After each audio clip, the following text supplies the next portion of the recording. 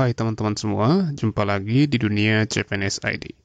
Kali ini saya mau memberitahukan kepada teman-teman tentang pengadaan CPNS tahun ini, yang mana Menteri Pendayagunaan Aparatur Negara dan Reformasi Birokrasi Republik Indonesia mengeluarkan peraturan tentang pengadaan pegawai negeri sipil tahun 2021 yang kemarin telah disosialisasikan secara live oleh Kemenpan RB.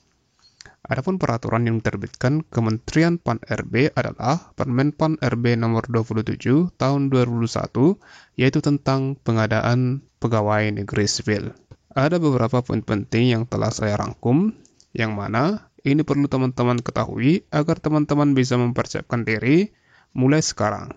Jadi, yang kita bahas pada video kali ini adalah tentang kisi-kisi dari soal SKD yang akan diujikan nantinya di ujian seleksi CPNS. Kemenpan RB terlebih dahulu mengeluarkan kisi-kisi ujian supaya peserta seleksi bisa mulai dari sekarang mempersiapkan diri. Jika teman-teman bertanya kapan pendaftarannya dibuka, belum ada yang tahu pasti karena memang jadwalnya selalu berubah-ubah, apalagi di zaman pandemi sekarang. Kita tunggu saja jadwal pengumumannya langsung dari BKN dan Panselnas. Jadi, sembari menunggu, mari teman-teman asah kemampuan di soal SKD mulai dari sekarang.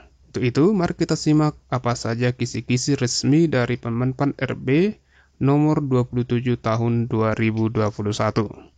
Oke, jadi untuk kisi-kisi tahun ini, ada sedikit perbedaan dibandingkan dengan tahun sebelumnya, yaitu di tahun 2019. Oke, mari kita lihat untuk yang pertama sekali, yaitu materi seleksi pada tes wawasan kebangsaan atau TWK. Nah, dalam TWK ini, yang pertama yang diujikan ada nasionalisme, yaitu dengan tujuan mampu mewujudkan kepentingan nasional melalui cita-cita dan tujuan yang sama dengan tetap mempertahankan identitas nasional. Lalu yang kedua, ada untuk pengujian integritas, dengan tujuan mampu menjunjung tinggi kejujuran, ketangguhan, komitmen, dan konsistensi sebagai satu kesatuan sikap untuk mencapai tujuan nasional. Lalu yang ketiga, yaitu bela negara, dengan tujuan mampu berperan aktif dalam mempertahankan eksistensi bangsa dan negara. Lalu yang keempat, yaitu pilar negara dengan tujuan mampu membentuk karakter positif melalui pemahaman dan pengamalan nilai-nilai dalam Pancasila, Undang-Undang Dasar Negara Republik Indonesia tahun 1945, Negara Kesatuan Republik Indonesia, dan Bhinneka Tunggal Ika. Jadi untuk TWK di sini yang berbeda dari tahun sebelumnya adalah ditiadakannya, yaitu untuk ujian dari bahasa Indonesia. Jadi untuk tahun ini tidak ada diujikan bahasa Indonesia. Oke, selanjutnya yaitu untuk tes intelijensia umum atau tes TIU. Oke, jadi dalam tes TIU ini akan mengujikan yaitu kemampuan verbal, yang mana kemampuan verbal itu dibagi lagi. Yang pertama yaitu analogi dengan tujuan mengukur kemampuan individu dalam bernalar melalui perbandingan dua konsep kata yang memiliki hubungan tertentu, kemudian menggunakan konsep hubungan tersebut pada situasi yang lain. Lalu ada silogisme dengan tujuan mengukur kemampuan individu untuk memiliki kesimpulan dari dua pernyataan yang diberikan.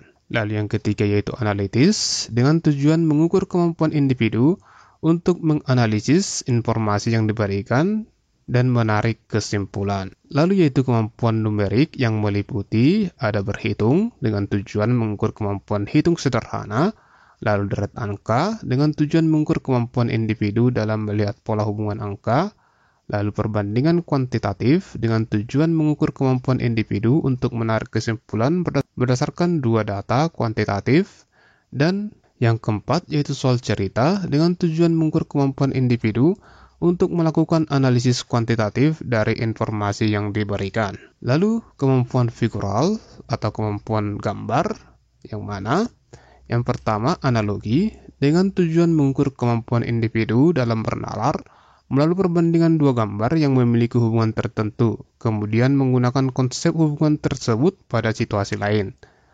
Lalu yang kedua, ketidaksamaan dengan tujuan mengukur kemampuan individu untuk melihat perbedaan beberapa gambar beberapa gambar. Dan 3. Serial dengan tujuan mengukur kemampuan individu dalam melihat pola hubungan dalam bentuk gambar. Oke, jadi dalam tes TIU ini tidak ada yang berbeda dari tahun sebelumnya, masih tetap sama. Untuk soal-soalnya silakan teman-teman melihat dalam channel ini. Oke, lalu untuk tes karakteristik pribadi atau TKP. Untuk TKP dibagi menjadi 6 bagian, yaitu tentang yang pertama, pelayanan publik dengan tujuan mampu menampilkan perilaku keramah tamahan dalam bekerja yang efektif agar bisa memenuhi kebutuhan dan kepuasan orang lain sesuai dengan tugas dan wewenang yang dimiliki. Lalu jejaring kerja dengan tujuan mampu membangun dan membina hubungan bekerja sama, berbagi informasi dan berkolaborasi dengan orang lain secara efektif. Lalu sosial budaya dengan tujuan mampu beradaptasi dan bekerja secara efektif dalam masyarakat majemuk terdiri atas beragam agama, suku, budaya, dan sebagainya. Lalu yang D, teknologi informasi dan komunikasi dengan tujuan mampu memanfaatkan teknologi informasi secara efektif dan meningkatkan kinerja. Lalu E, profesionalisme dengan tujuan mampu melaksanakan tugas dan fungsi sesuai dengan tuntutan jabatan. Dan yang bagian F yaitu antiradikalisme, ini merupakan tes yang baru di tahun ini, yang mana tahun sebelumnya antiradikalisme belum ada ya. Jadi untuk antiradikalisme bertujuan menjaring informasi dari individu tentang pengetahuan terhadap antiradikalisme, kecenderungan bersikap dan bertindak saat menanggapi stimulus dengan beberapa alternatif situasi. Oke, jadi itu dia untuk kisi-kisinya. Jadi di sini juga saya mau memberitahukan kepada teman-teman bocoran dari Kemenpan RB dari live-nya kemarin, yaitu tentang jumlah soal, di mana jumlah soal SKD pada tahun ini bertambah 10 soal menjadi 110 soal, yang mana sebelumnya adalah 100 soal. Dia ditambahkan pada bagian TKP, yaitu menjadi 45 soal. Untuk TWK 30 soal, TIU 35 soal. Dan waktu pengerjaan untuk tahun ini adalah 110 menit, yang mana tahun sebelumnya itu hanya 100 menit.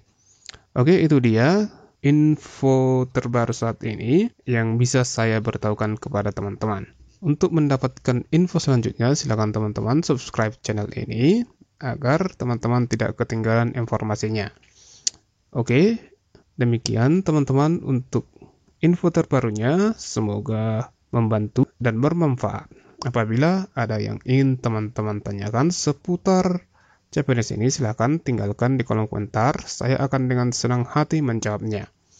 Oke, tetap semangat dan sampai jumpa lagi di video selanjutnya.